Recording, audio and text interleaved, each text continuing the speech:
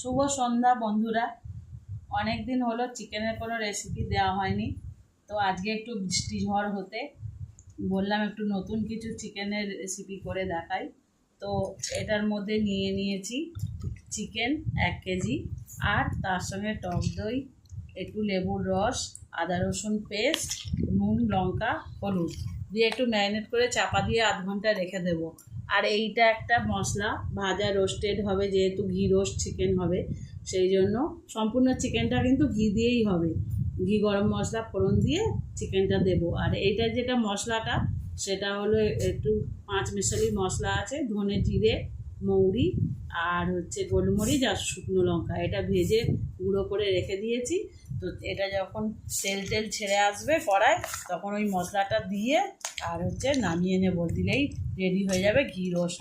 আর কেউ তেঁতুল টক খেতে চাইলে একটু সামান্য তেঁতুল দিতে পারো। আমি যেহেতু লেবুর রস দিয়েছি আর সেই জন্য তেঁতুল আর দেবো না। তো যারা তেঁতুল দিতে চাও দিতে পারো, আর দই তো থাকবেই, দই দেওয়া আছে। তো কেমন লাগলো তোমরা কমেন্টে জানাও। প্রায় কষা হয়ে গেছে, আর একটু বাকি আছে, তেল তেল বেরোলে নামিয়ে নেব। এইবার আমি দিয়ে দেবো যেটা রেডি করা মশলাটা, রোস্টেড মশলা। এটা যে যেমন ঝাল খাবে তার পরিমাণ মতো দেবে। আমি 3-4 চামচই দিলাম।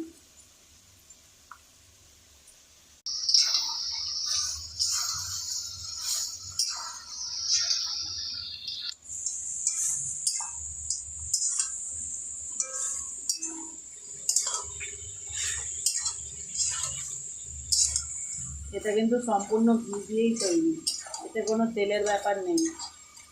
2-3 চামচ ঘি, মাংসের পরিমাণ অনুযায়ী ঘিটা দেবে। রেডি হয়ে গেল তাহলে ঘিরো চিকেন। রেডি হয়ে গেল ঘি রোস্ট চিকেন।